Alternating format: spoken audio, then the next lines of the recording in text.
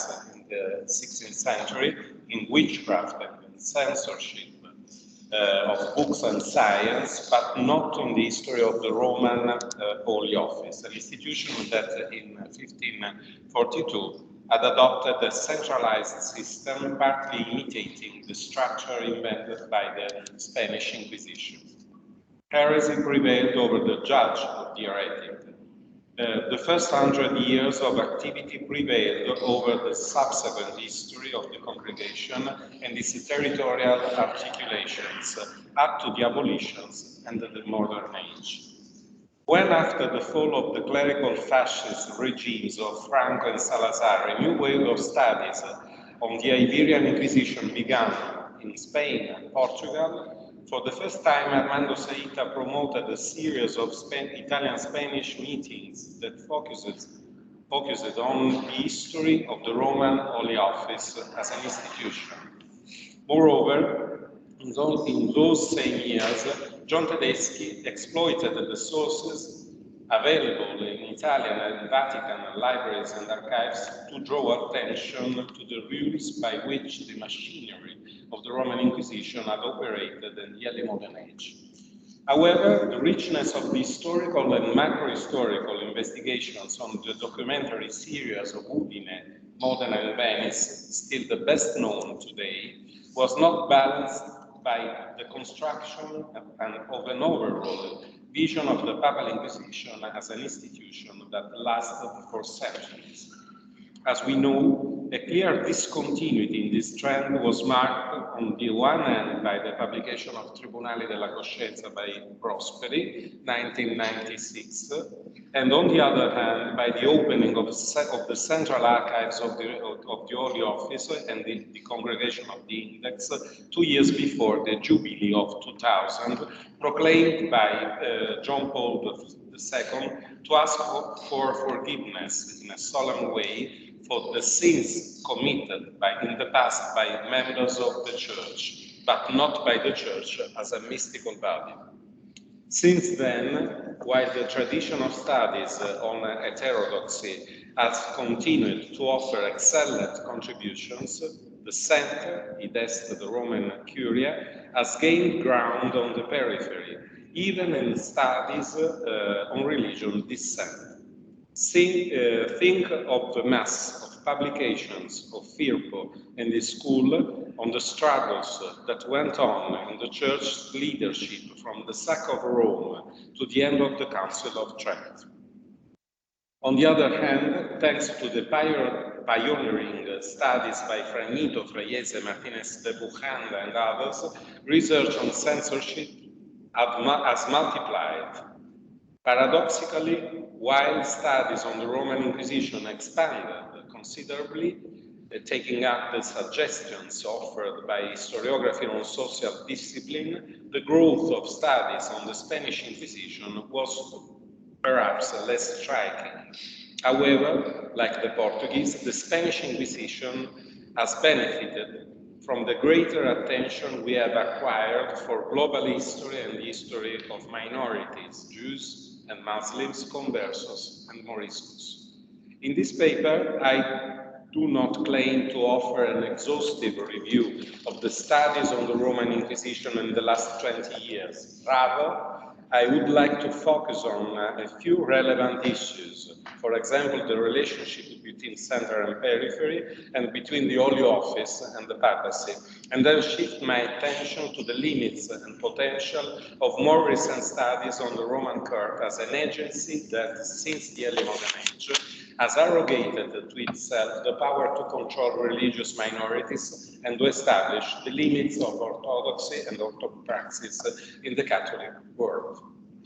First of all, it is worth remembering that the opening of the central archives of the two congregations of the Holy Office and the Index, much impoverished by the Napoleonic spoliations and subsequent destruction of the documents, gave rise to very ambitious projects, such as that of the German team coordinated by Hubert Wolf and Schwed, dedicated to the prosopography of the members of the Inquisition who worked in the two courts of the Roman Curia. or that coordinated by Ugo Baldini and Lance Proit on the censorship of scientific texts, a vast terrain that is not easy to demarcate. Moreover, the publication of the volumes of the Dizionario Storico dell'Inquisizione in 2010 made it possible to systematize the first results of this wave of studies, including the medieval Inquisitions, the Iberian tribunals, and the 19th, 20th centuries. The dictionary devoted many entries to the dissidents and victims of the tribunal, but also provided basic information on the places, rules, manuals, and bureaucracy of this long-standing institution, seeking to offer a synthetic and systematic picture of the history of the tribunal.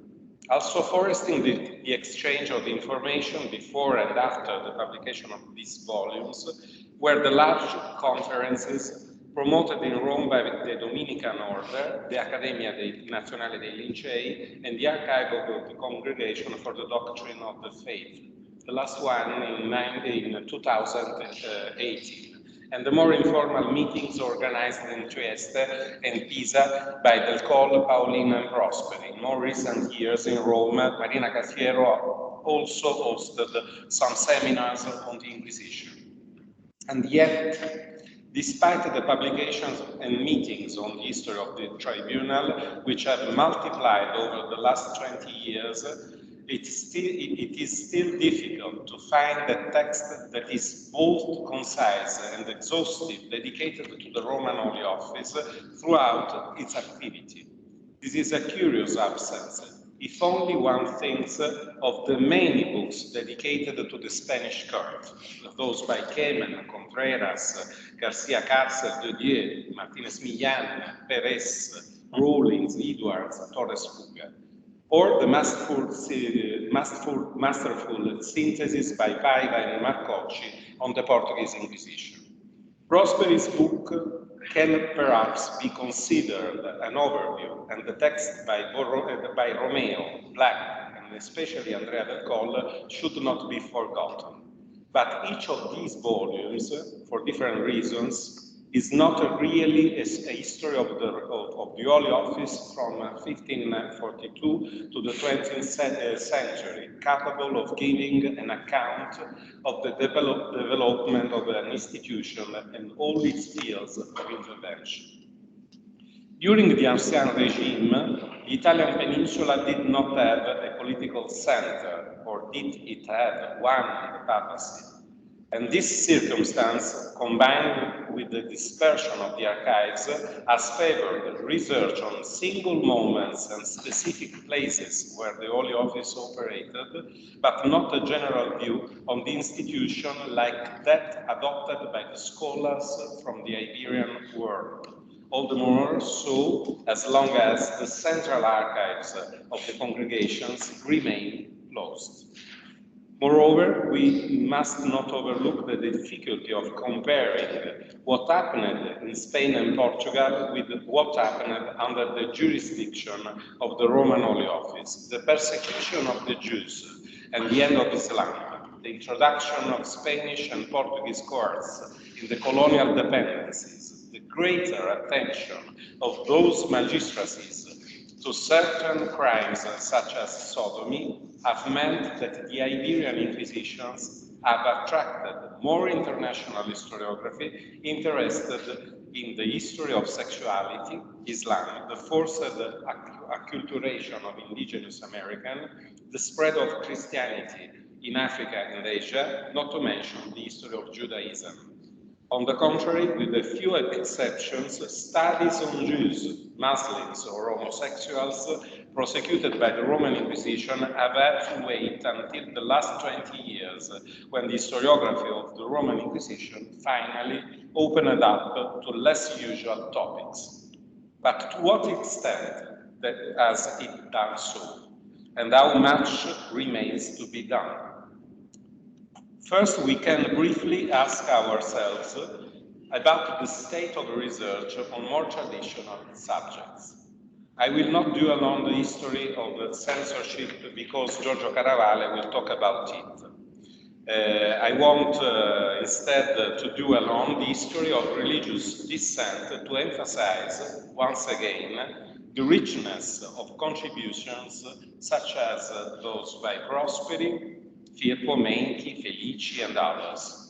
It is enough to mention the editions of sources and the monumental work that Firpo and Germano Manfreda dedicated to Giovanni Morone to understand that the attention to the history of heterodoxy has remained strong.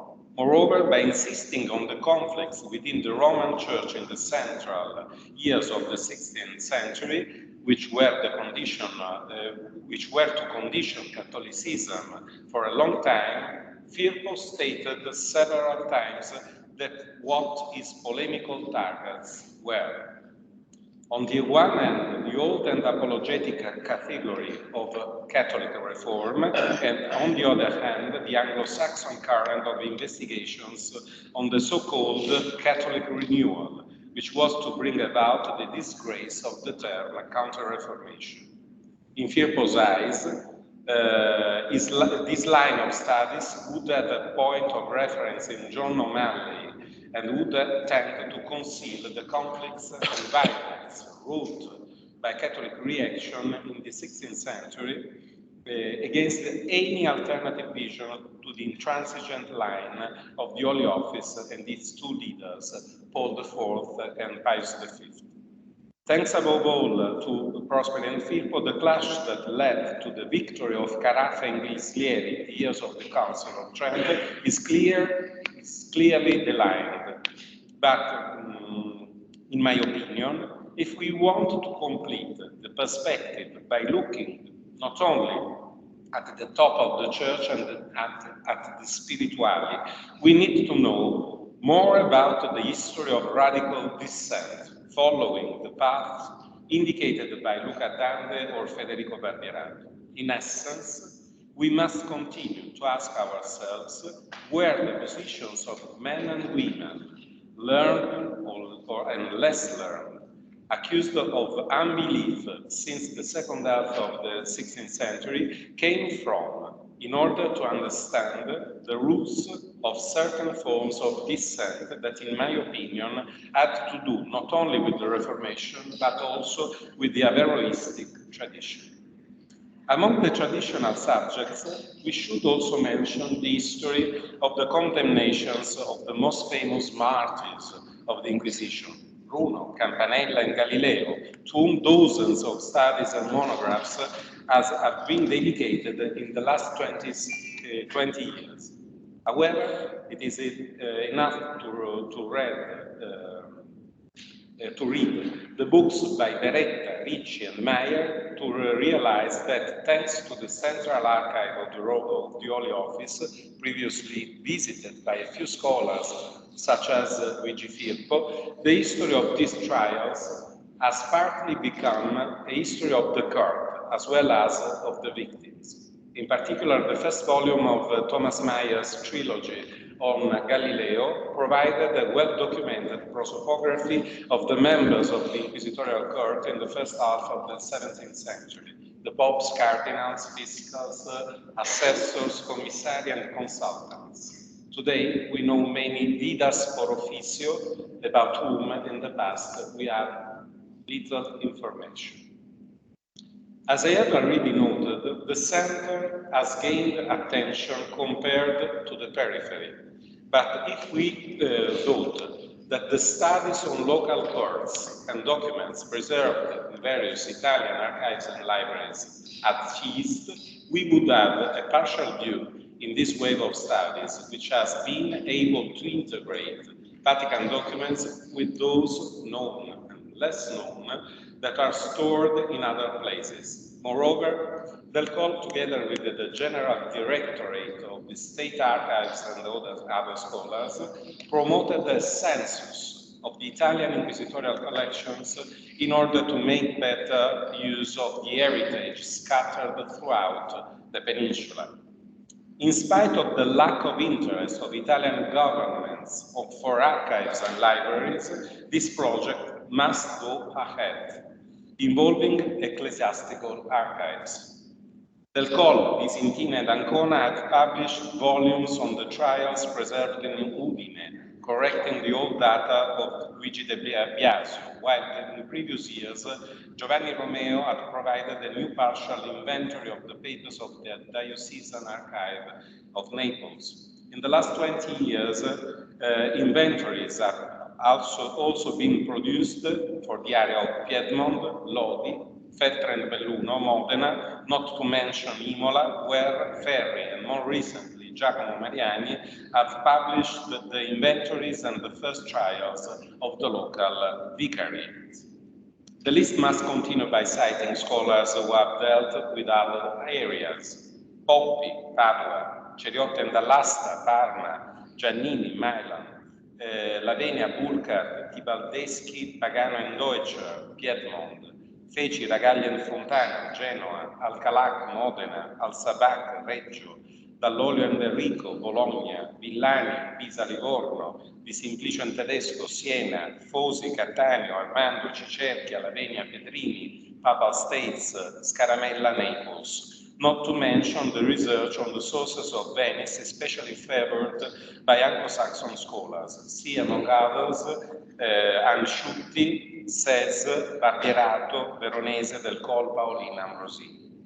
Recently, the vitality of research on the Kurds offices in the peninsula, not forgetting Malta, has allowed Black and Aaron Beller to edit a collection of essays that addresses precisely the relationship between the center and the peripheries of the Roman Carta, 2018. By a paradox, the topic that has been most neglected in the recent years has perhaps been that of witchcraft and the fight against the so-called superstitions, which was important until the 1980s, when popular culture was discussed. In any case, also in this field, and in that of demonic possession, in the last 20 years, there are many contributions by Romeo, Di Simplicio, Ses, Dall'Olio, Duni, Valente, Brambilla, Alfieri, and others, including myself. The opening of the central archives of the Roman Inquisition has given us a better understanding of how the congregation of the Holy Office functioned and who was part of it, covering different roles.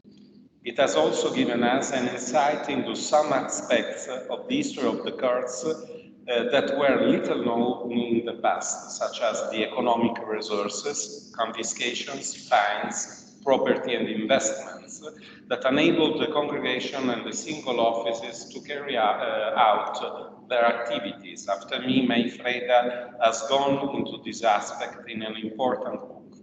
Denis Solera has devoted 2 volumes to the familiar and minor figures who supported the judges or worked for the courts: vicars, notaries, lawyers, cops, jailers, interpreters, crossing the history of the Inquisition with social history to court.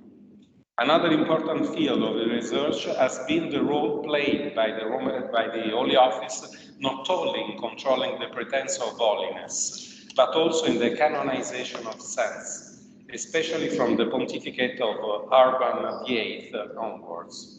Since Miguel Gotor's book, research on sanctity has enjoyed increasing attractiveness and highlighted the political, religious and symbolic significance of the processes of beatification and canonization from Carlo Borromeo to Padre Pio.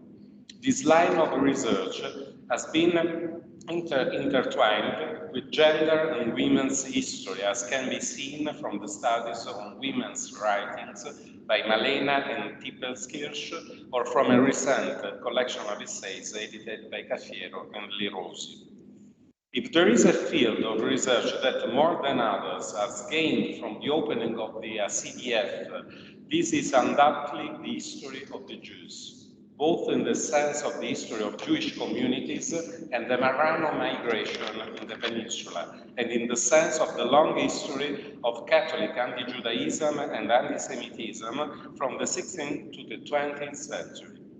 Obviously, researchers such as those by Segre, Simonson, Stowe, Pullan, Staccarelli, Miccoli, or volumes such as those edited by Luzzati and Vivanti preceded the opening of the archives of the congregation. But the growing sensitivity to the history of the anti-Judaism and coexistence between Christians and non-Christians has multiplied research. Thanks to Cafiero, Di Nepi, Masur, Aaron Beller, Huerga Criado, Nelson Novoa, and other scholars, we now know the impact of conversion strategies on the life of Jewish communities, starting with the one in Rome. We also know that between the 17th and the 18th centuries, the attitude of the Holy Office became more severe, especially in the Papal States. In short, it is easier to trace the lines of continuity between the early modern age and the age of the Revolution, with the elaboration of the conspiracy theory, not to mention the 19th and 20th centuries. From the Edgardo Mortara episode to the Affaire Dreyfus to the timid condemnation of Nazi racism, which did not deny the centuries-old anti-Jewish theological paradigm. It would take a long time to list the contributions to which I allude, but I would like to stress that the investigations on the history of the Jews have been intertwined with other research on the Islamic presence in Italy, a presence of slaves, on the diaspora of the Moriscos, on the Greek Albanian communities, on the Roma and Sinti groups, not to mention the studies on the Valdensians of Calabria and Piedmont. In this regard, I would just like to remember studies such as those by Cafiero, Di Nepi, Minchella, Pomara, Santos, Scaramella, Caravale, Plakotos, and Fassanelli. More generally, research such as that of Schmidt, Siebenhühner, Maifreda, and especially Irene Fosi, has highlighted how the Roman Inquisition conditioned trade practices and the mobility of foreigners in Italy and in Rome. The picture would not be complete at all if we did not take into account studies in two other very important fields. The first is that of the relationship between medicine and the cults of faith, not only in terms of the censorship of the texts, see Anna Marcus' fine book, but also in other respects. For example, the role of physicians as consultants in trials of witchcraft, demonic possession, ecstasy, and simulated sanctity, or the persecution of healers not recognized by the magistracies of graduate doctors. A recent collection of essays edited by Maria Pia Donato took stock of the issue, comparing the area in which the Roman Inquisition operated with that governed by the Iberian cults. Medicine, sciences of life, psychoanalysis, and genetics have also attracted many 19th and 20th century scholars interested in the Church's attitude towards abortion, contraception, cremation, artificial insemination, homosexuality, and sexuality in general. And this could be a field still partially to be explored, despite the research of Prosperi, Donato, Brambilla, Alfieri, Betta, Tassanelli, De Masière, Torchiani, and many other scholars. The second area I would like to focus on is that of the congregations of the Curia as agencies for the elaboration of orthodoxy and orthopraxy, not only for Europe, but also for the rest of the Catholic world. In the past, we might have wondered whether the Roman Inquisition was less global than the Iberian Inquisitions, which undoubtedly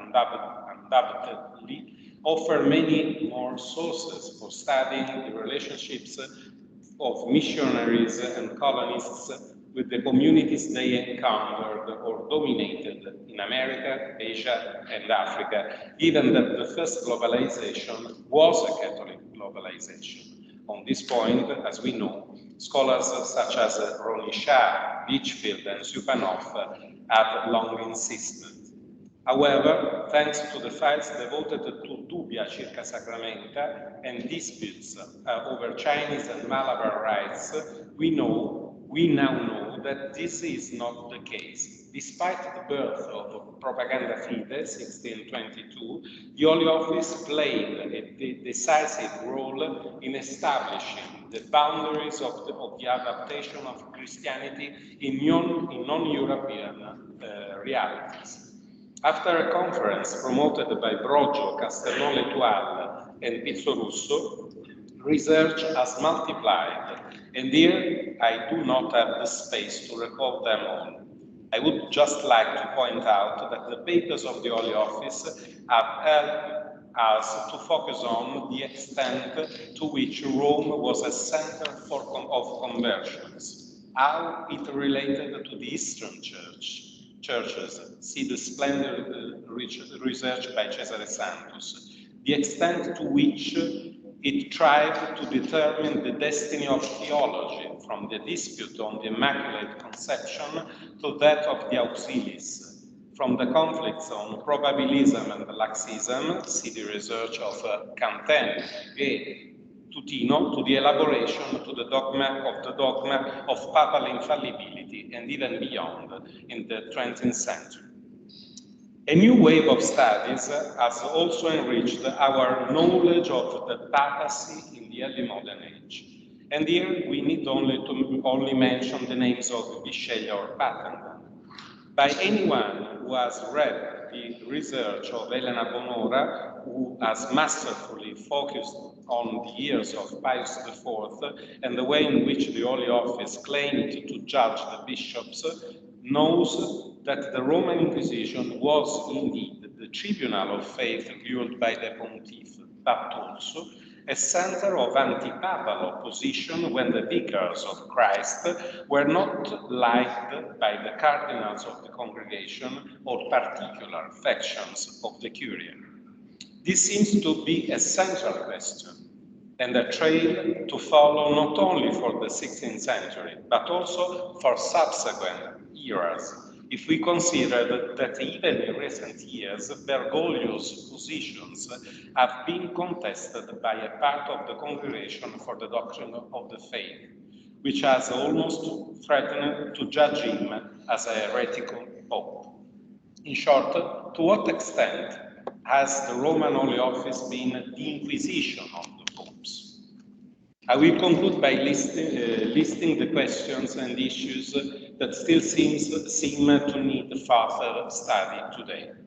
First of all, how the Holy Office absorbed the local tribunals that had existed since the Middle Ages, and to what extent it related to the Spanish and Portuguese Inquisitions even after the 16th century.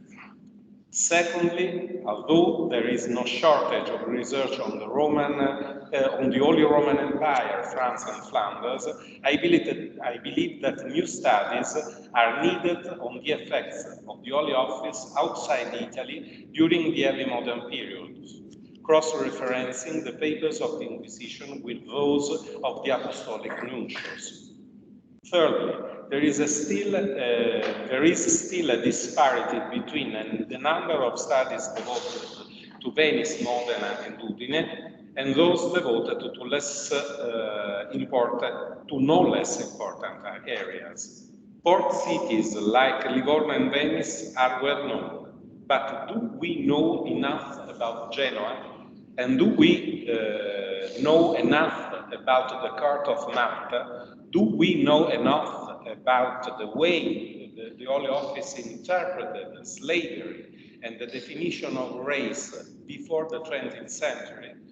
About the control over information and newspapers after the 17th century, the history of the abolitions in the Italian states and the persistence of tribunals in the Papal States after the Restoration?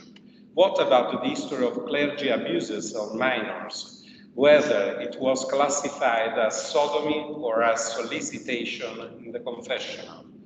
Do we know enough about the representation of the tribunal in iconographic and literary sources from the 16th to the 20th century?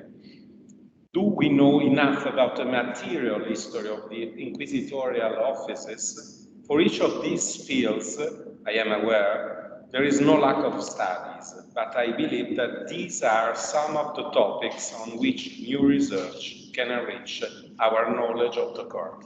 Thank you for your attention.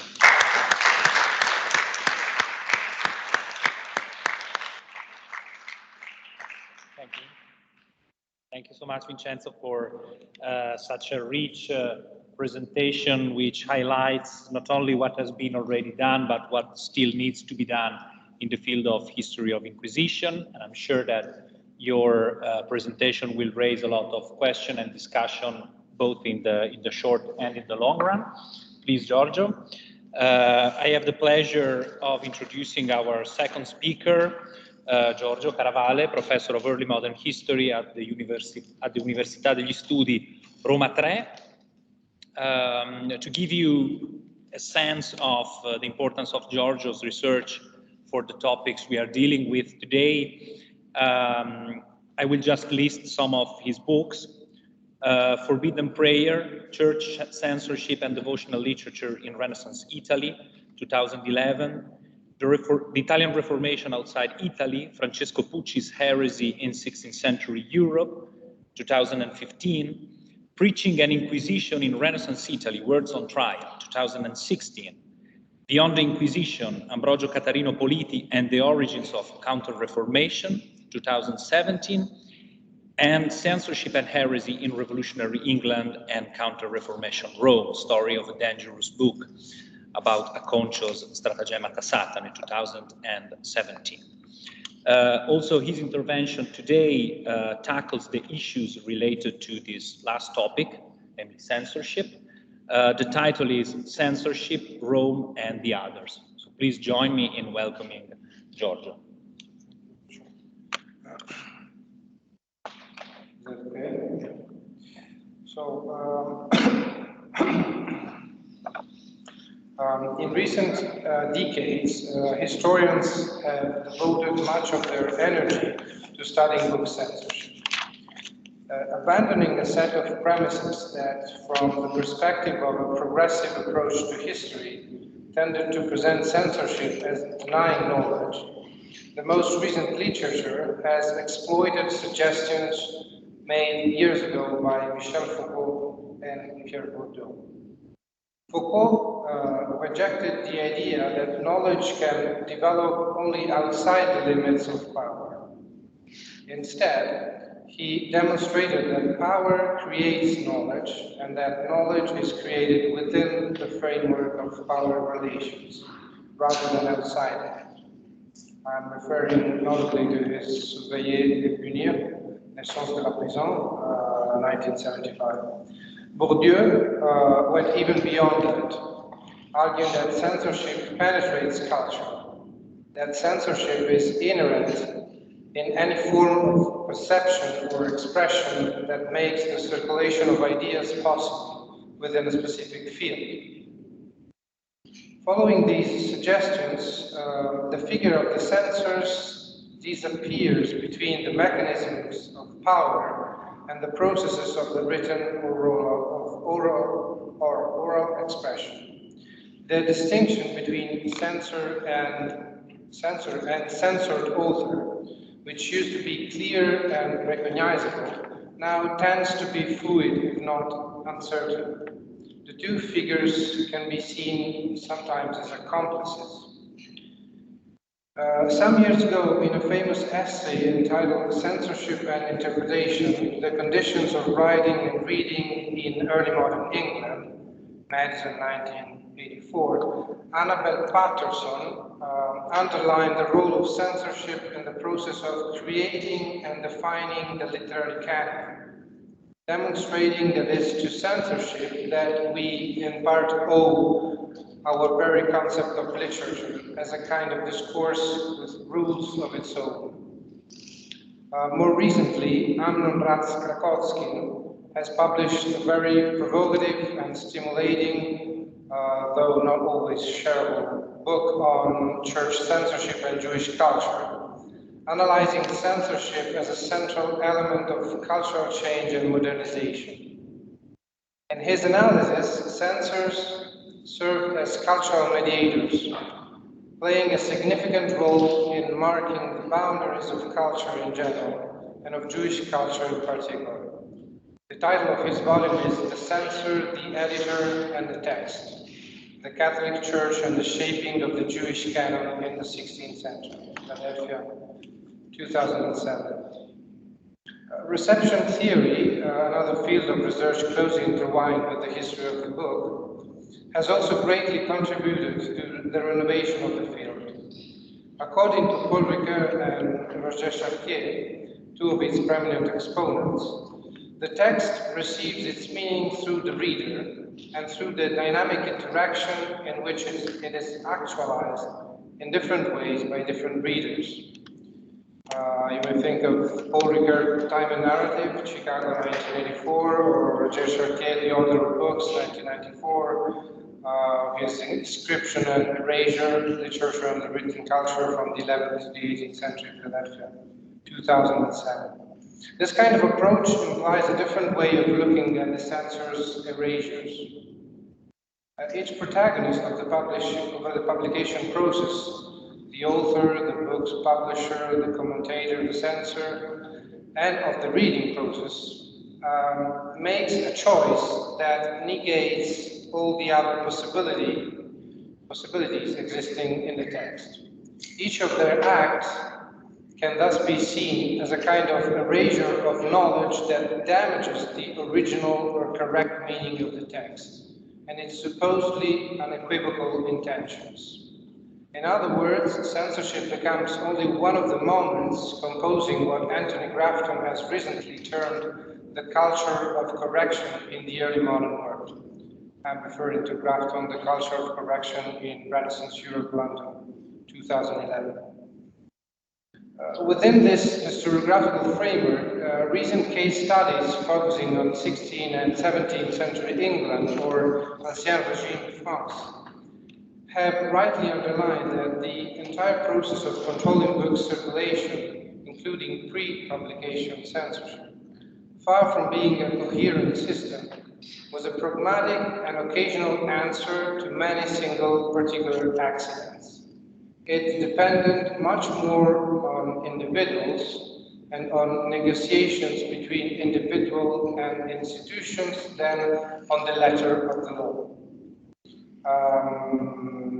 I'm referring here to Susan Clegg's trilogy on press censorship in early modern England, press censorship in Elizabethan England, and Jacobean England, and Caravale England, published between 1997 and 2008.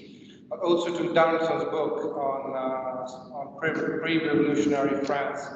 Of course, the forbidden bestsellers of pre-revolutionary France, and lastly, a few years ago, Censors at Work, How States Shape Literature in 2014.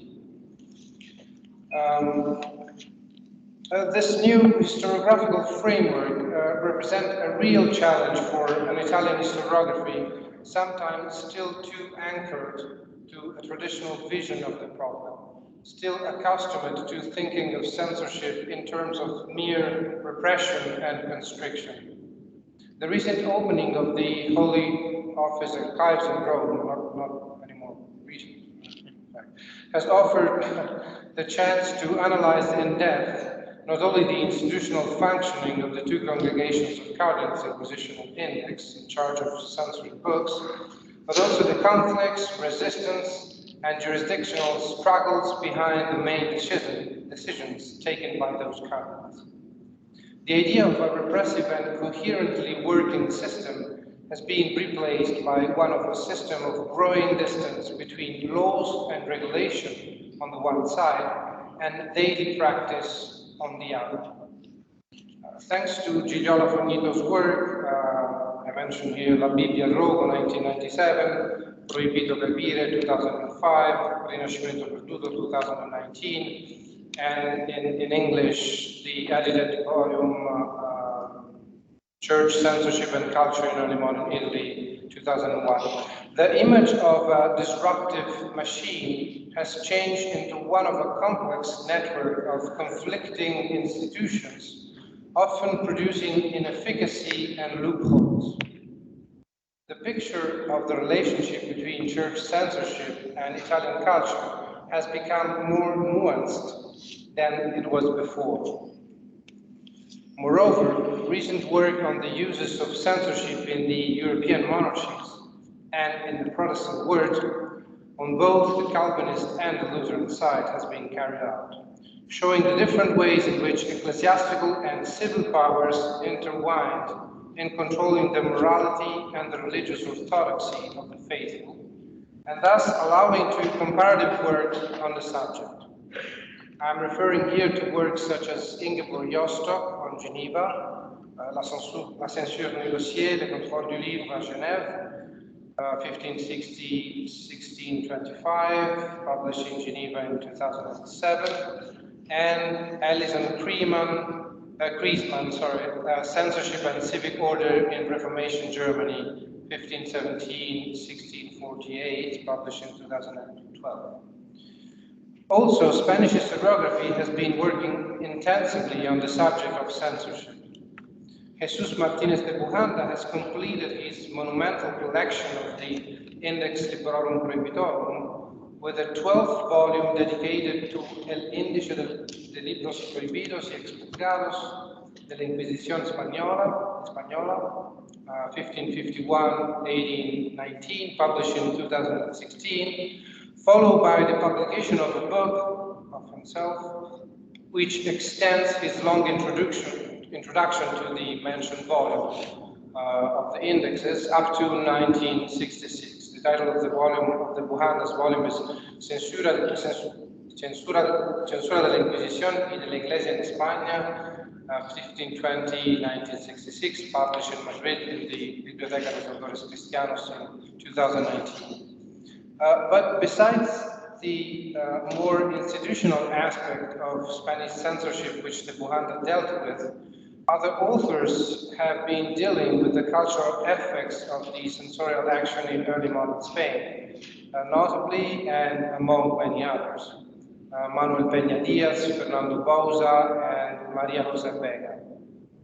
Of course, Spain was one of the most powerful monarchies in Europe, and out of the many councils that assisted the monarch with his political government, the most important was the Council of Castile, a civil body entrusted with preventive censorship, entrusted, in other words, with examining every manuscript before printing. A royal pragmatic of 1502, reaffirmed and articulated more fully in 1558, made it compulsory to obtain a royal license before printing a work. Instead, the Spanish Holy Office was entrusted with monitoring the circulation of books. So, in theory, there was a clear division of tasks. The Council of Castile was responsible for preventive censorship, while the Holy Office took charge of a posteriori measures. In practice, however, the former soon started dealing with post-publication censorship too, limiting the latter to controlling the circulation of works of a strictly religious nature. The Council of Castile restrained the urge of the Holy Office to extend the category of doctrinal heresy to include literary, scientific, medical, and political works in its sphere of jurisdiction. And as Maria José Vega's works on censorship and literature have demonstrated, compared to the Roman Holy Office, the Spanish Inquisition was less inclined to intervene in matters outside the field of heresy and doctrinal error. Although the Council of Castile and the Council of the Supreme Inquisition continued to defend their own prerogatives in jurisdictional clashes, the relationship between civil and ecclesiastical power, between political and religious censorship, was often biased in favor of the former. Indeed, as Ferdinando Bouza has recently showed, while many clergymen served as censors for the Council of Castile, carrying out censorship of a predominant political nature, there was no reverse arrangement, no lay members of the Council of Castile serving for the Holy Office. I'm referring to Bouza, Tasa de licencia y privilegio, Don Quijote y la aprobación de los libros en el siglo de oro, Madrid 2012. One of the consequences of this very different balance of power compared to the Italian peninsula was that through the preventive control of manuscript and through post-publication censorship, the Council of Castile, in order to grant permission for a manuscript to be published or a volume to circulate, used a criterion of the usefulness of a book that was quite different from its equivalent on the Italian peninsula. While the Roman censor saw the usefulness of a work in the development of the reader's faith, the public value of a work in Spain was defined according to circumstances, on the basis of its potential benefit to all or part of the community, even simply in terms of expected enjoyment among some readers, or to defend the royal prerogatives and the reputation of the monarchy. Confronting Roman censorship with such realities is certainly useful for a better definition of its proper character. The weak power of mediation shown by secular authorities and political elites during the Italian ancient states, with the partial exception of Venice, the ecclesiastical nature of the censorial institutions, and the origin of the censors themselves in an ecclesiastical milieu, mostly members of religious orders, rather than in the universities and literary academies as in France, England, or even Germany. So we are now far away from the old contraposition between a lying, oppressed culture and an obscurantist ecclesiastical word, the second trying to suppress any manifestation of the first that characterized a 40 or 50 years old struggle, made of scholars stressing the idea that censorship is an element that denies knowledge and that without the church repression, the lying culture would have reached much farther. Different voices have stated that freedom of the press and the free expression of ideas were not allowed anywhere in early modern Europe, neither in Catholic nor in Protestant Europe, and that state censorship wasn't more liberal than the ecclesiastical one.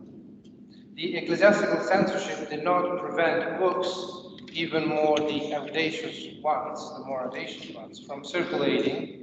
Cultural elites were able to get the books they wanted to have, and reading licenses for forbidden books were widely given. In most cases, censorship was ineffective and did not affect the real circulation of books.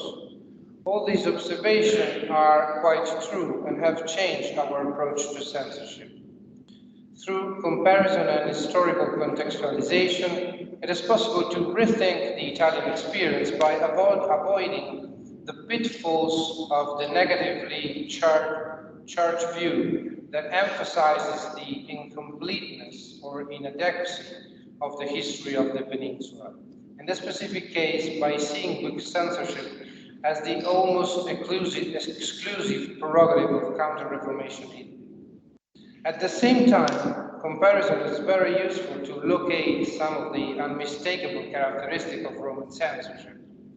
In fact, as we are speaking here of this subject, we cannot forget the following. One, that for centuries books had to pass through the filter of ecclesiastical censors. The index was abolished only 60 years ago, in 1966, when the Congregation of the Holy Office changed its name in Congregation for the Doctrine of the Faith.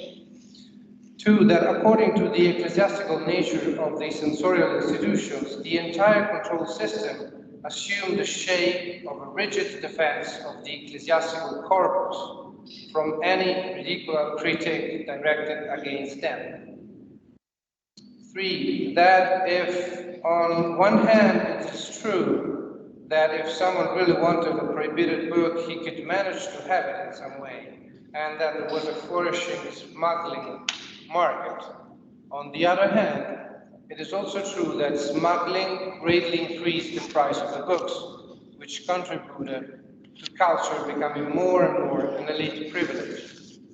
The books in public libraries in Italy were protected by heavy grades and not available for free reference.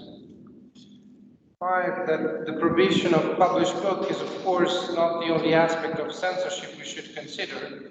For each published book, thousands were not published because of preventive censorship, or not even conceived because of the cultural climate of the age.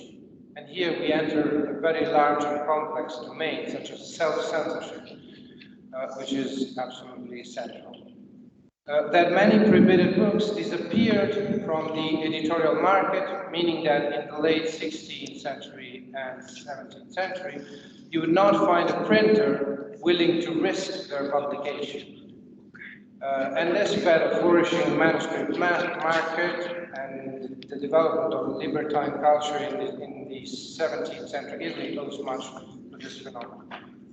In conclusion, the distinctive features of the Italian context can only be brought into focus after highlighting its many shared traits with Ancien Regime culture in Europe.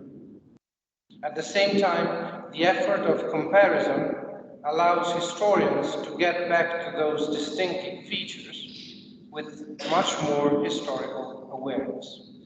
Thank you.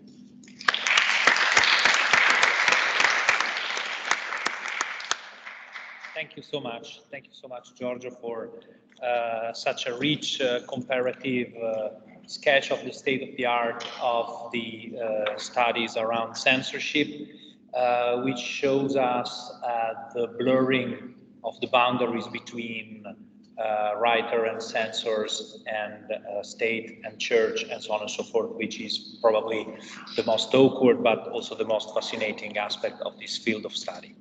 Our third and last speaker of this session is Andreea Badea, whom I call to the desk. Her intervention will follow the path opened by Giorgio's intervention, because her talk today will be on Roman censorship and the shaping of a Catholic thought collective.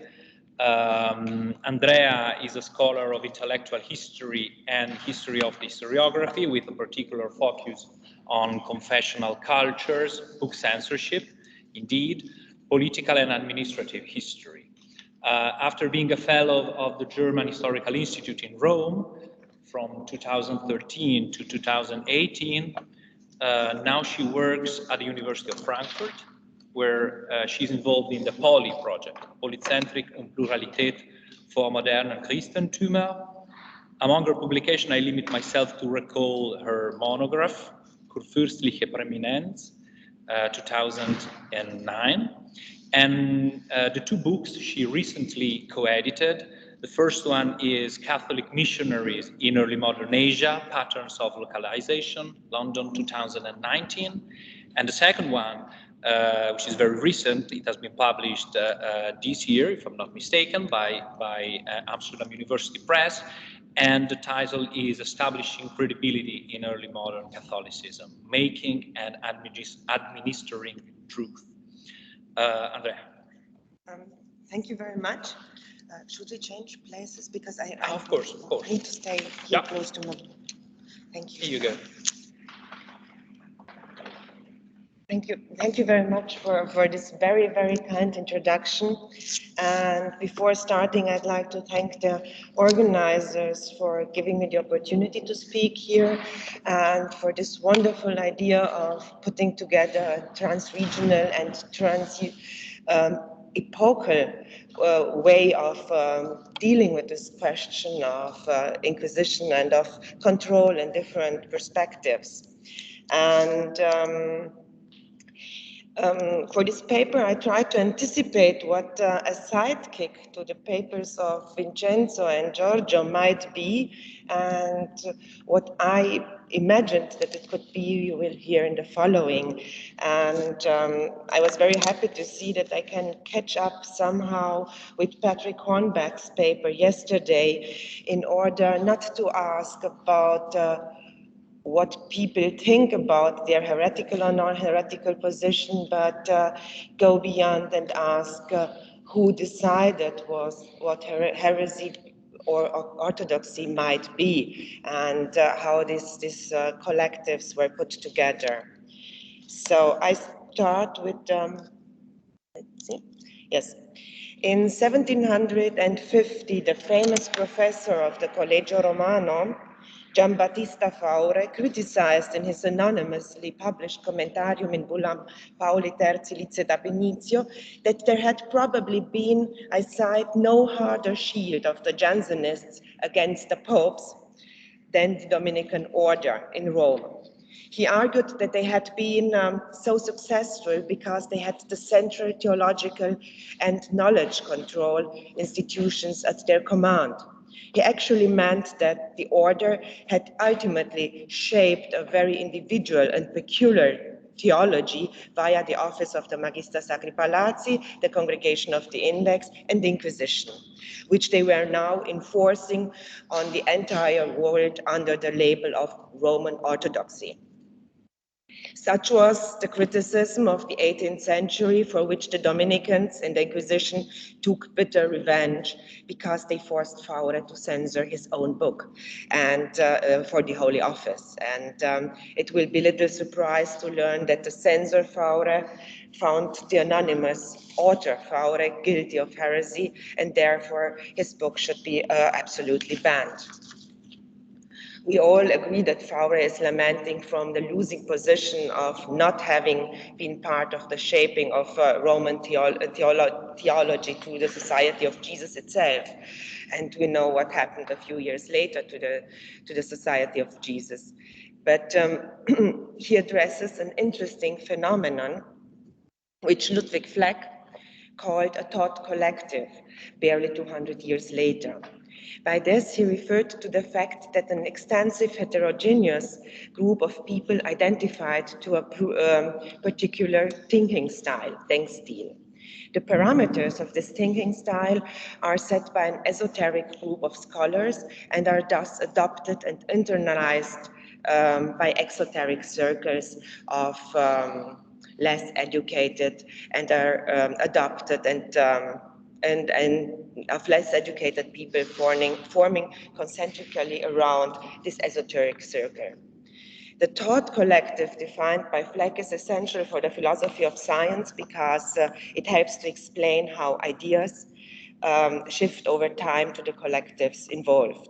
We find the approach again in Michel Foucault's Episteme in the Order of Things.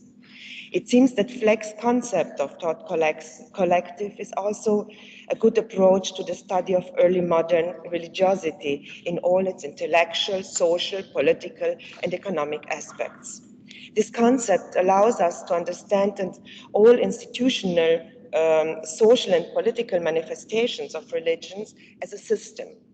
However, at the same time, it remains open to critical theoretical approaches that have accompanied research into the early modern period for decades, such as the Sozialdisciplinierung, the social disciplining, whether we understand it in Österreich sense, as Prosperi has also put it in his famous book, or whether we apply to the total sense preferred by Foucault.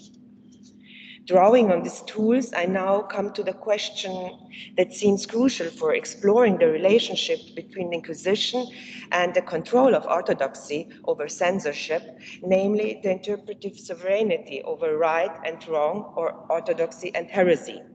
We can make it easy and say that the Pope decided, or maybe should we say that the Inquisition decided. However, both would be true, but who decided in the end what orthodoxy is, and who decided in the special cases we all analyze, or you all analyze in your works here. However, a look at the research of recent years shows that the question is not so easy to answer, and that we always have to draw descriptions in various shades of gray, especially when we look at the numerous sources that have been made available to us since 1998 in the assumed central office of control. Especially the work with documents from the ACDF has shown us again and again in recent years how strongly the Roman Inquisition itself negotiates solutions, even in the field of dogmatics, not to be decisive, but to appear decisive. More generally, concerning Catholicism, as a whole, we know from the work of Christian Windler, Cesare Santos, Bernard Berger, Ines Chupanov, but also Nicolas Standard, that we must start from a multitude of in-betweens and intermediates in order to understand what constitutes the diverse early modern Catholicisms in all their facets. Furthermore, that we can only with difficulty maintain images of a decisive center and executive peripheries, also in question of dogma, as in every other question. A recent published volume, already mentioned today, which even carries the words center and peripheries in its title, shows how much this general observation also applies to the Inquisition and its relation to orthodoxy. Even though the two editors speak of this in their introduction, it is striking that the authors of the volume occasionally identify centers beyond Rome. Indeed, if we examine the interaction between the various territories with each other and with Rome, we constantly stumble over the multitude of actors involved who turn to each other with questions and with answers, and who either cancel out or confirm each other. Thus, the question regarding which of these actors has the sovereignty of interpretation and decision-making under what circumstances seems to be legitimate. Contrary to what the title promises, the volume's contributions succeed in overcoming the one-dimensional view between center and periphery and focus on the multi-faced nature of the actors and their actions. And this means that we might rethink the question of decision-making about orthodoxy and heresy at all. After reading this book, one could even dare to speak of various centers in the implementation of spiritual and secular governance, and at the same time focus on the particularities that led to the strengthening of Rome beyond Trent, beyond the theological understanding of institutionalization. After all, Sarpi already knew that Trent alone was not enough to explain post-Tridentine Rome, and in consequence, the Holy Office as its controlling center.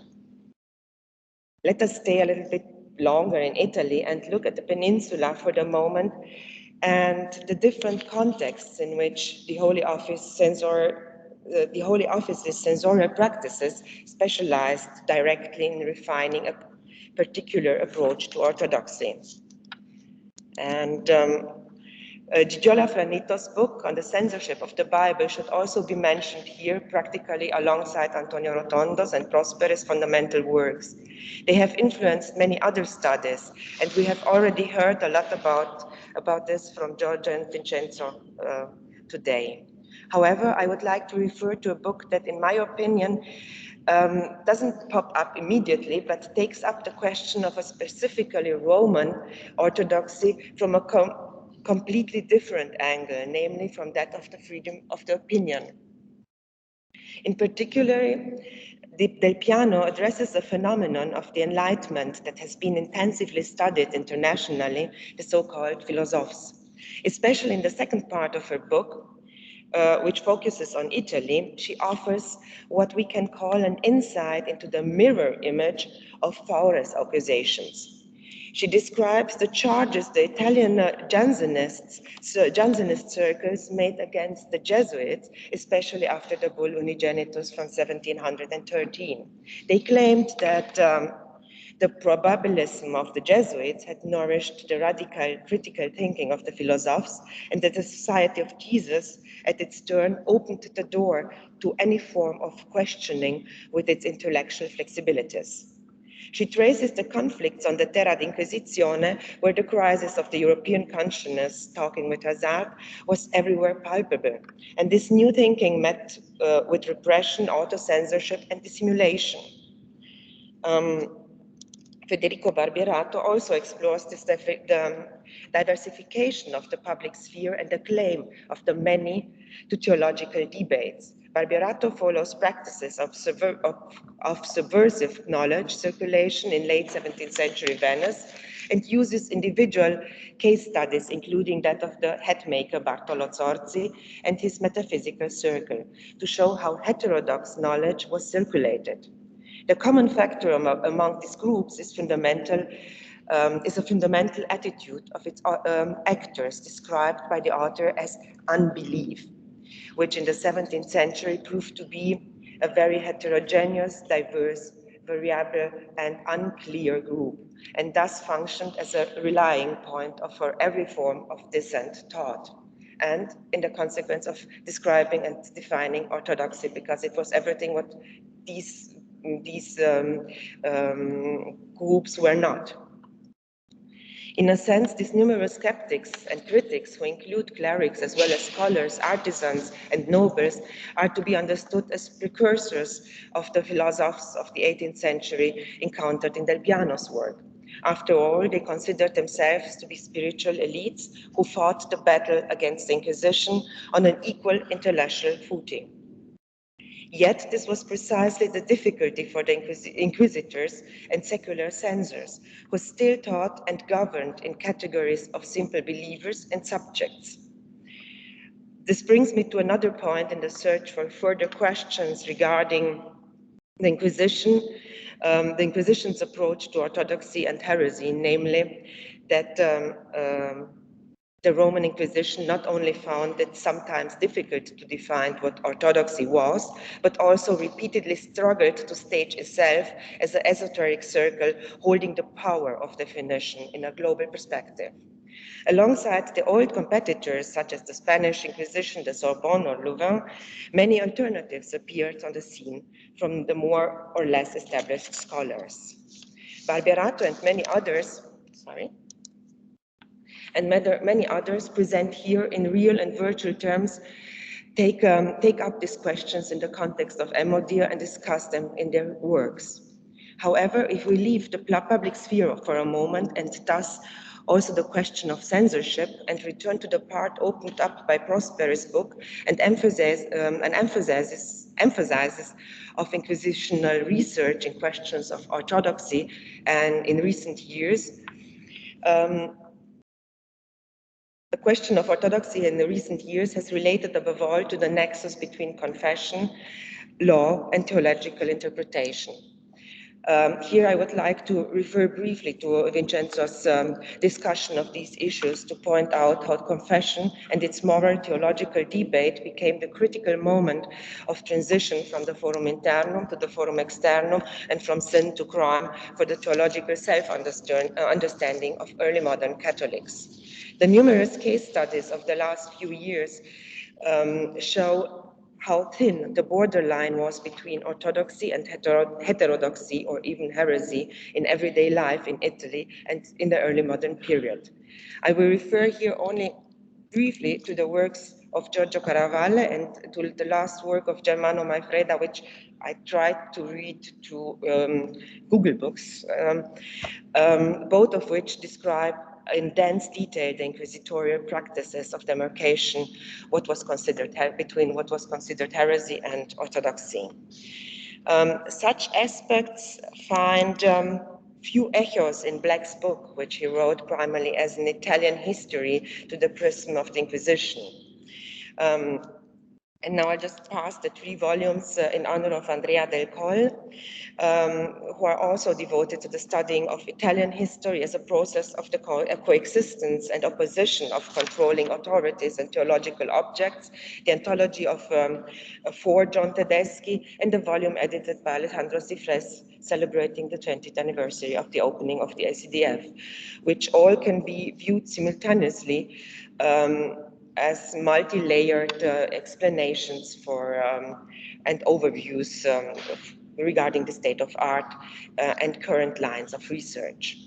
We know that the Curia and its dicasteries were in fact Italian constructions from the numerous works of Antonio Meniti-Polito. Furthermore, Vincenzo Lavenia showed in a lecture he held in Rome just 2 weeks ago that the universality repeatedly spoken of in early modern Rome must be scrutinized for its strong local characterization and must be clearly defined, distinguished from the multitude of global Catholicism. However, this insight is reinforced once again when following the question of orthodoxy and of its control to the Inquisition outside Italy and even beyond the Alps. Come to Paolo Broggio studied Thomism as a specifically Roman theology closely linked to the Dominican order in his book on doctrinal controversies between Rome and the Spanish crown in the 16th and 17th centuries. And in recent years, Silvio Herman de Franceschi and Jean-Pascal Guy have shown us to what extent France also followed dogmatically independent paths. A conference held in Limoges in 2018 on the Inquisition's relations with France confirms these insights. The corresponding volume by Gay and Albrecht Burkhardt is due to be published. In 2012, Burkhardt, together with Gerd Schwerhoff, demonstrated how limited the contact between the Roman Inquisition and local authorities was in the case of the Empire. The fact that the Inquisition in the Empire was not seen as an authority that made all embracing decisions concerning orthodoxy, but rather as an office of a foreign power is also shown by Marie von Lüneburg's most recent study on the public discourse regarding the perception of the Inquisition in German publications in the 16th century. These studies thus underline a point made by Micaela Valente for the public discourse. She shows impressively that the Roman Inquisition played a barely perceptible role in non-Italic Catholic contexts, for example, or in France, in the Empire at least. For example, it was even less important than in England, where the Holy Office and the Spanish Inquisition were used as a social, theological, and general intellectual entity in enabling the Whig post-revolutionary Commonwealth to distinguish itself from them.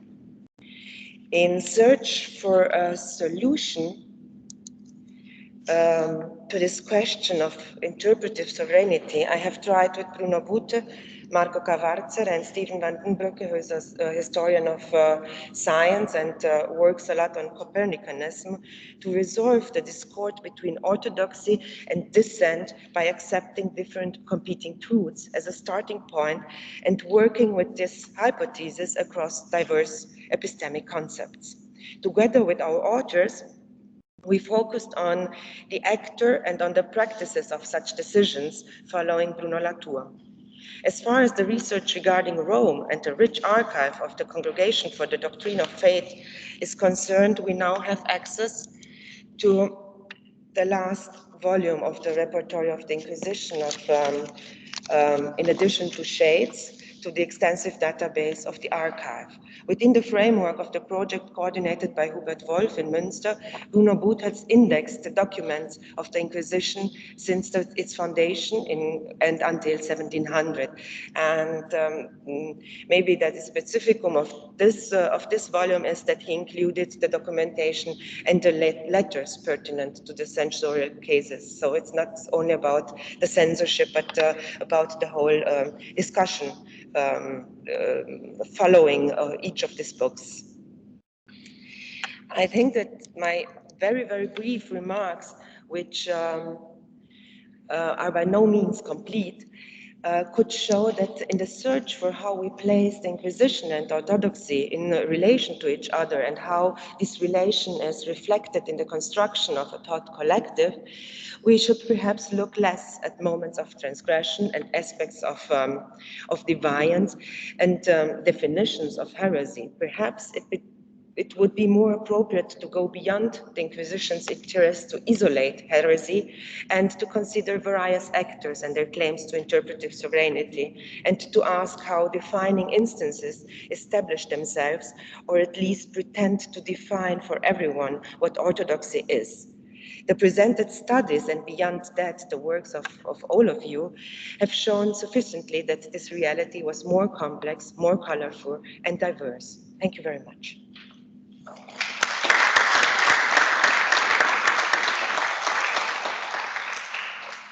Thank you so much, Andrea, for leading us into the asymmetries of power of the church tribunals of the early modern times. I think that your intervention is a beautiful conclusion of such a rich and coherent panel, which moved between history and historiography. I'm reconvening Giorgio and Vincenzo here for the final discussion, for which we have, if I'm not mistaken, half an hour, more or less. Before, yeah, 20 minutes, okay. I take my privilege as a chair before, opening the general discussion here to ask whether there are some questions from our audience from home on Teams, because I've seen many scholars who have been mentioned and probably they want to be part of this discussion. So I would give them first the floor. If there is someone, let me just close the PowerPoint. Let me see whether there is anyone who wants to. Where is it?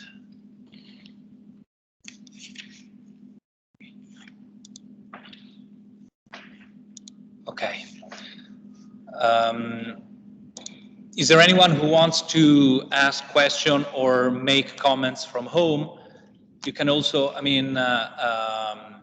write your questions in chat, and I will try to be your voice. I see some comments.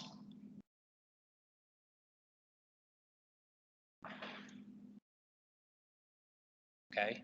In the meantime, when you, reorder your thoughts and prepare your question, I give the floor to those who want to ask questions here from the audience.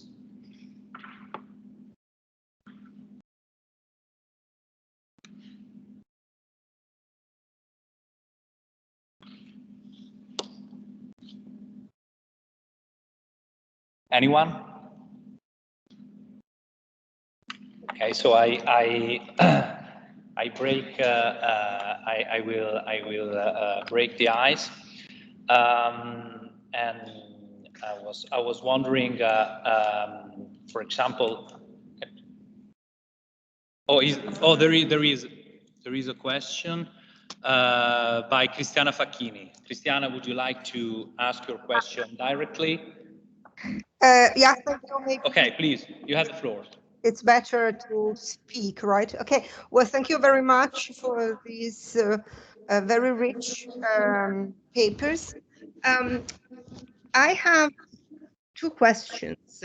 One is related to the censorship on the Bible and biblical studies, which is a very relevant and very distinctive trait of Italian broadly conceived culture, right? So I'd like to know if you can say something about that, if in that direction there are still things that can be done, and also comparatively with other, taking into consideration other countries.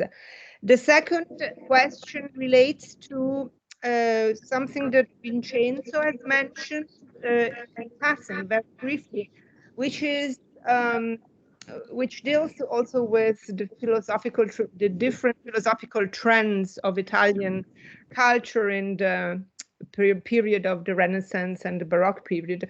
So I was wondering if you could say a little bit more about this Averroistic tradition, which is, for example, it's very important for certain areas, and also it's very relevant to try to decodify also Jewish culture in Italy. And I will stop here. But The first was about the Bible, the censorship of the Bible. Exactly. And the second one, I don't really get your second question, Cristiana. Would you like to repeat? It was on the Jewish censorship. Sì, posso dirlo in italiano. Era sulla questione del No, ma non è l'inglese il problema, è l'audio, Cristiana. Prova a migliorare l'audio o ripeti. Oppure intanto forse puoi scrivere la domanda nella chat, intanto i relatori possono rispondere alla tua prima domanda.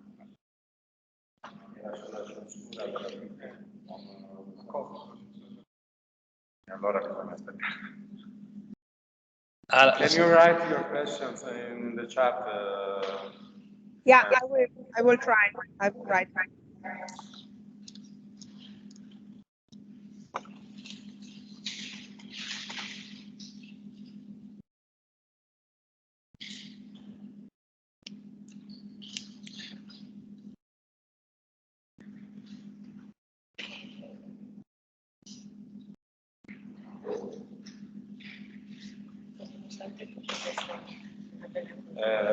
Sì, quello sì.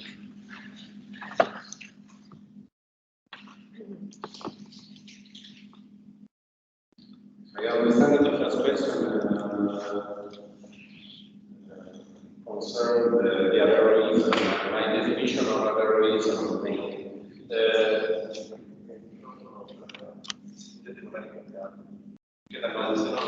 Okay. To spread the COVID.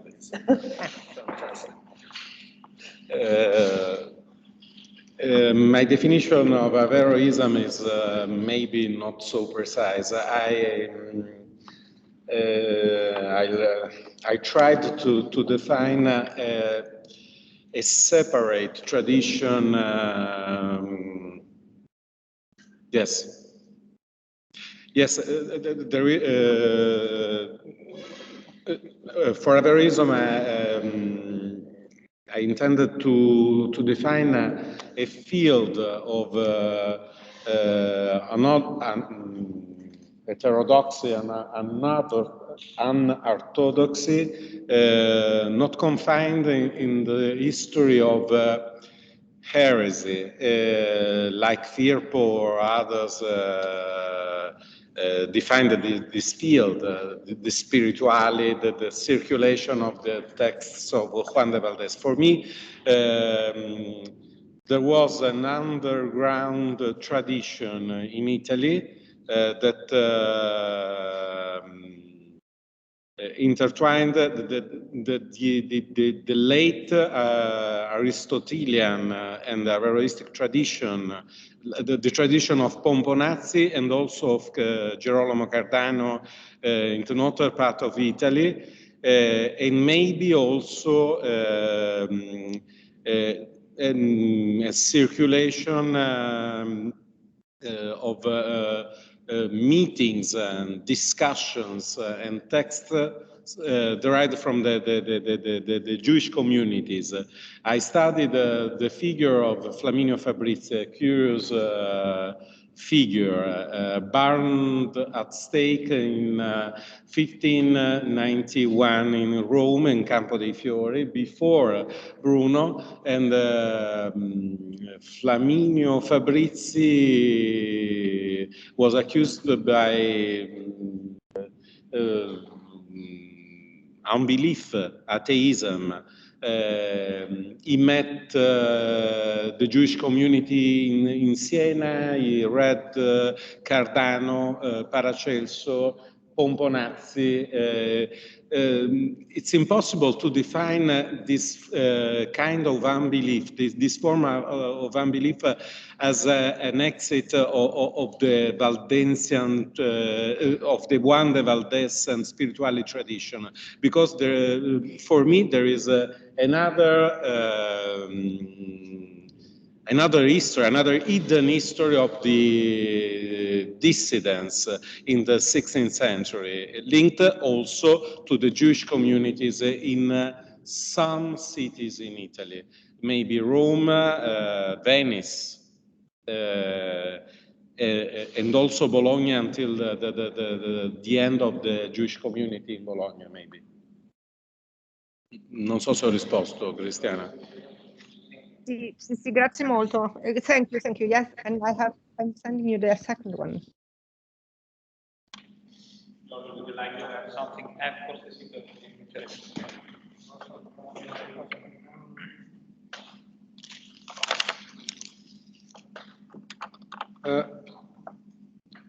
The first question was related to the prohibition of the Bible.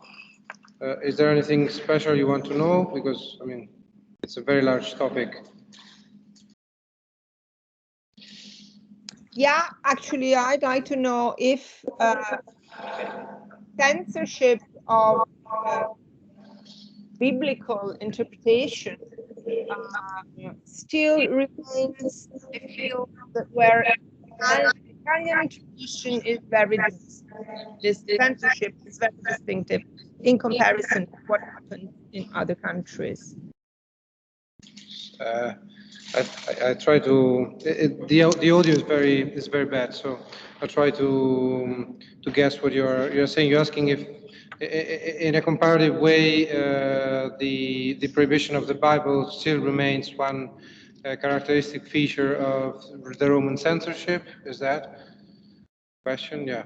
Of course, as you know, I mean, Giulio Lafranito has written a couple of books on this subject, and also Spanish historiography has worked on this subject in Spain and in Italy, well, in Italy mostly, but also in Spain, the text of the Bible was forbidden in his being read by readers, and also texts which contained passages from the Bible in the vulgar tongue were forbidden. In a comparative way, we could say, for example, that in general terms, we could say a couple of things. Maybe in general terms, the sort of the prohibition of the use of vulgar tongue in written text has been a common feature in the early modern Ancien Regime culture, in the measure in which Ancien Regime Europe was dominated by that large Latin empire, which has been brilliantly described by François Baquet in a very good book a few years ago. So Rome somehow, with the prohibition of the Bible, took the lead of those political and cultural and religious elite being very diffident towards the diffusion of knowledge, of religious knowledge, but not only religious knowledge. But we can take into account that that was happening within that kind of cultural framework. On the other side, in the Protestant world, after the first 2 decades, we could say that the same Luther and Calvin became more and more diffident towards a widespread diffusion of the Bible. They, of course, never got to the point of prohibiting the Bible, but you know that Luther, for example, at the end of the 1520s, he published 2 catechisms and often encouraged the faithful to read, to approach the fundamental of the faith through those texts before approaching the Bible. So recent historiography in the last 20 years, also in the Protestant world, has started to somehow rethink also this subject. I'm not sure if this is part of the answer you deserved.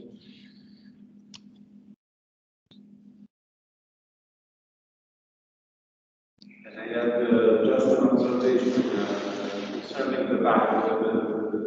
The Bible. Io sono andato al buio. The problem with the Bible exists also in Spain and in Portugal, because after the Bible in 3 languages, like Inquire, Storia, and Morelos in Antwerp. The question of Bible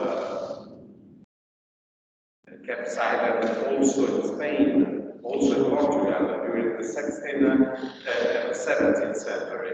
And in the 19th and 20th century, for me, there was not a difference between Italy and the rest of the Catholic world.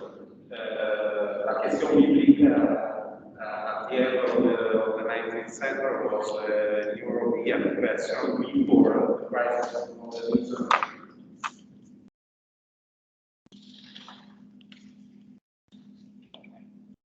Yeah, of course, we have Elena Bonora first, and then Pasquale, and then Mira as well.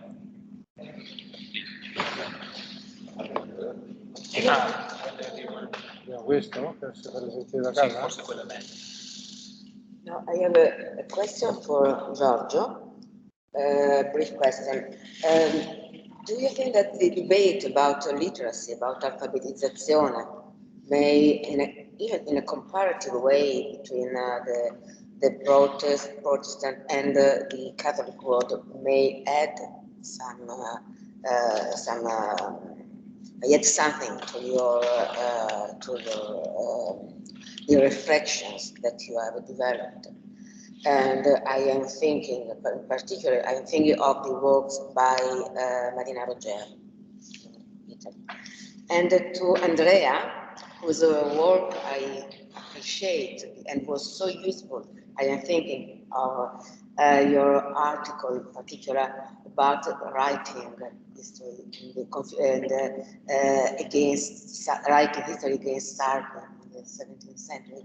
And that's for this reason that I just wish to ask you something in a provocative way, something. I mean, do you think? I think that the shaping of a Catholic thought may be a useful perspective to organize a review, to wonder about this. But do you think that is a fruitful or efficient perspective, just from a historical point of view, to try to define the effort to shape a Catholic thought? Thank you.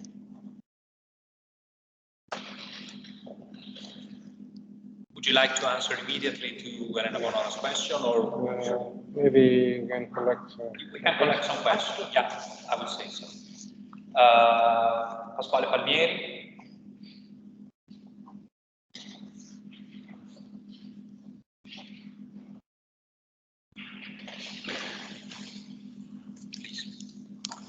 So my first question is for Giorgio. I just would like you to say a little bit more about the difference between the published book and the printed book.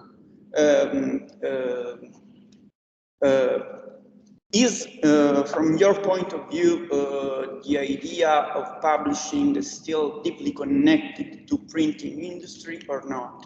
For example, if we deal with a deeply circulated manuscript of the 17th century, are we allowed to talk about a published text or not? And the second question is for Vincenzo. From your overview, what comes out is this big idea of an Inquisition, in my opinion. Forgive me if I simplify, not well known if we look at it from the outside. So what is still missing, maybe, in current historiography is the idea of Inquisition from outside. What kind of role the Inquisition still plays in people's mind, even if they are not directly involved in a trial of the Inquisition. Just during the early modern age. For example, I just make an example from my research. It deeply impressed me a few years ago. I had the opportunity to meet at least 4 aspiring saints of 18th century Naples. They became famous when the Inquisition was already forbidden by Charles of Bourbon, but what they wrote in their diaries and in their dialogues with their spiritual directors was, "Oh, I would love to be tried by the Inquisition. I know that it doesn't exist anymore, but I would love it." Okay, and so in your opinion, what kind of methodology can we pursue in order to develop? May we talk it a cultural history of the Inquisition from the outside? 15 minutes of fame for a new oral Inquisition, I think. That's it. Yeah. Okay, and then maybe a very last question for all three speakers, and it's not about the content because it was marvelous and I enjoyed it, and I think you should in some form publish it so we can see all the references and all the great studies you were mentioning. But it was more, I have a more open methodological question which connects to what we've been hearing yesterday about medieval inquisitions. And repeatedly yesterday the speakers were insisting on the fact that social network analysis or maybe broader digital humanities brought new perspectives, both in social understanding but maybe also in spatial understanding of how the medieval inquisitions functioned. And I was wondering if you see some similar developments, because now it looks like the early modernists are not really implementing digital humanities projects. I know there's some going on in Frankfurt and in other places. So if, is there any idea or any projects you would like to mention on this point? Thank you. Anyone else? Probably Renan, so you can take advantage of this round of questions, then you can react. So thank you very much for the presentation. So I have a question for Giorgio concerning the long history of censorship. And so you provided a very diverse panoramic of historiography concerning censorship. And I was wondering to what extent pre-modern condemnations of texts were included and integrated within these discussions. Also, you focused on theoretical reflections on what censorship is and how it should be interpreted. And I was wondering to what extent this theoretical reflection has also how much pre-modern considerations of pre-modern condemnations of text, so before a centralized office was created, can be reframed within the theoretical framework that has been developed within the history of modern and early modern censorship, which has much more contributions than the medieval period. Thank you. Okay. No, Who wants to start? Andreea, please. I can start because it's very short, and I have to start with apologize because of my English, because I think I was not clear. It's about thought collective. It's a very tremendous translation of Denk collective. So it's not about the thought, it's about the collective carrying this thought. And even if it's about scientific ideas, I think we can use this picture of an inner circle or of diverse inner circle of people, of real people, developing notions of intellectual, social, religious notions, and giving them to their concentric esoteric circles of the simple believers in our case. So it's not about, Fleck doesn't talk about ideas, he's talking in a very, let's say in a very tragical context about it's about the Nazis. So it's about Nazi medicine, and it's about the people developing these ideas, and about the fact that every form of an idea can be established as true and as can be verificated if it has enough a group which is big enough to adhere to this idea. So this was just sorry.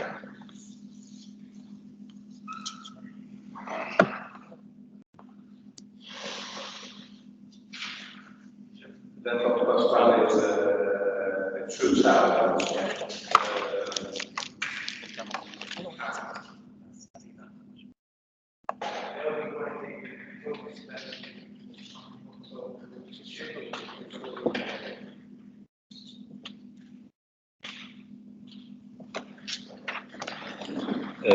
That of Pasquale is a true challenge and a $1 million question.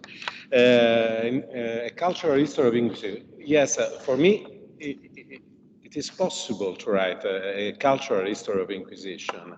10 years ago, I wrote an essay concerning the imaginary of Inquisition in the literature at the end of 17 in the 18th century. I was surprised, I was struck by the imaginary of Inquisition in Europe, because this image, hereditated by the Gothic novel, was less strong than we can consider, because the Black Legend was constructed on the Spanish Inquisition overall, not the Portuguese one, the Spanish Inquisition. And the first literature concerning the Inquisition was satirical. You can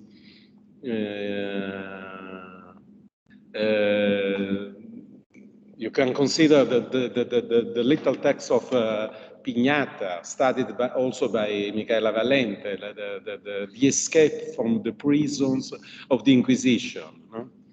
The tribunal mocked by the convicted, by the condemned, and there are also in the archives many testimonies similar to that quoted by you. For example, Flaminio Fabrizi, like all the common people, was attracted, fascinated, lusingato, I don't know how, flattered by the idea to confront himself with an inquisitor, because this was maybe for him, in his opinion, a kind of a mark of authority for him. It's very important to construct an history of this idea of the Roman Inquisition in the late early modern age, maybe, not in the first part of the early modern age. For Violet, there is a problem with the digital humanities for the early modern scholars. And the problem is also the difference in the sources, because if you study the ancient history or medieval Carolingian age, you have a corpus of texts. For us, which is the corpus of texts on the Inquisition? We can construct a prosopography of judges, consultors, notaries also. We can complete a catalog of the forbidden books, maybe. But which is the corpus of an early modern historian of the Inquisitions? I don't know. And there is a problem also with the costs. May I say something to the digital humanities too? Because Actually, we have in early modern times, we have a complete series of from Buhanda and the work done in Münster. We have the indices, we have now the whole prosopography of the people working for the Inquisition and the congregation of the Index, but it's all on paper. So yes. the thing which would help most to work on networks and connect people and emblems of people with each other, what Dipartimento does in Utrecht, it's not possible because it's all on paper and you have to search through thousands of pages. And actually the problem of the Roman Inquisition is that we have everything. Schwed did a lot of work. Bruno finished now this work. Yuri Hazika and Judy Chapers finished the prosopography until 1700, but it's all on paper. It's a mischance. There is also, there is also a current project to publish the Decreta of Holy Office. Yeah. A foolish project for me. Directed by Silvana Seidelmenghi, maybe. I don't know. I don't know.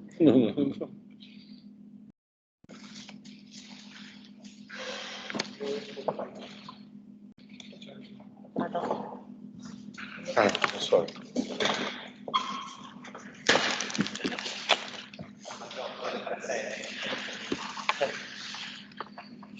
Yes, so few questions. Elena, first, yes, the issue of alphabetization, of course, the prohibition of the Bible and also especially the prohibition of religious texts which were widespread and diffused, largely diffused and read by unlettered people is an element which is fundamental to the issue of analphabetism in Italy. My experience in, let's say, in this comparative approach brings me to be a little bit careful to see the religious aspect as the only central one in the issue of alphabetization. I mean that many other factors contribute to this issue of alphabetization, which are political, economic, even institutional aspects, which are fundamental to understanding the way in which alphabetization progressed in different countries. So in Italy, well, it's a long argument. We can maybe carry on later, but the collapse of the communal system in Italy, Italy becoming a land of others' wars in the second half of the 16th century. I mean, there are many other aspects which you have to keep in the picture, in the framework, to understand the whole issues. To Pasquale's question, of course, this question of publication versus printing, the historians of the book has resolved this issue since many years. I mean, the terms publication doesn't coincide with the term printing. Publication coincides with the act of making public a text, which was maybe bringing it to the printer or diffusing it among a group or a circle of literate or friends or colleagues. And of course, printing accelerated enormously the process of diffusion of text, but we still have in early modern time cases which contradicts this idea of printing as spreading and manuscript as restricted circulation, but those are exceptions. I mean, there are manuscripts which were diffused in 200-300 copies and printed book which were printed in a few copies, in 5-6 copies, because that was the aim of the commitment or the author. So in general terms, this is the the question, yeah, the issue. To violate digital humanities, it's not an it's not an easy question. There are a lot of projects, you probably know them, about the Republic of Letters. So trying to visualize connections between literate from all over the part of the world. And this is especially interesting in the case of censorship because in some cases, in many cases, those literate people intellectuals were dealing and speaking and about books, and those books sometimes were censored, sometimes were not. So there have been some digital projects which have tried to visualize, for example, Maglia Beki's correspondence with intellectuals from your parts of the world, and lots of those correspondences deal with prohibited books.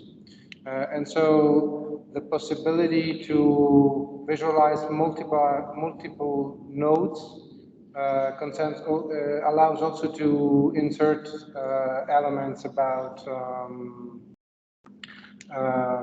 who censored the book, which book were censored, marginalia in censored books and censored copies which were circulated among those literatures.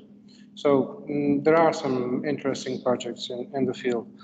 And last question, Irene, the long history of censorship and medieval text.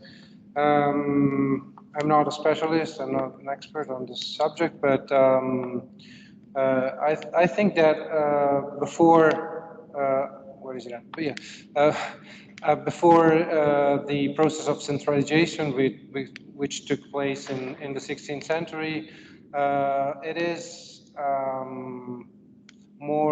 even more valid, the idea that censorship was somehow a matter of negotiation between authority and single authors or a single group of readers. I mean, there was not a central index of Librorum Prohibitorum. There were in my experience, I'm not at all an expert, were lists of prohibited books in the medieval time. So, and much of the effectiveness of censorship was linked to the ways in which those authorities were capable of making effective the prohibition of those books, and the ways in which those authors were able and capable of negotiating the prohibition of this book. But this is a absolutely provisory answer to your question. Thanks. Okay. Thank you so much. Unfortunately, we are running out of time, but I'm sure that the discussion will continue through lunch. Thank you so much for such a rich panel, Andreea, Vincenzo, and Giorgio, for such thought-provoking discussion. Thank you, everybody. We reconvene at 15 past 2. Okay. Thank you so much.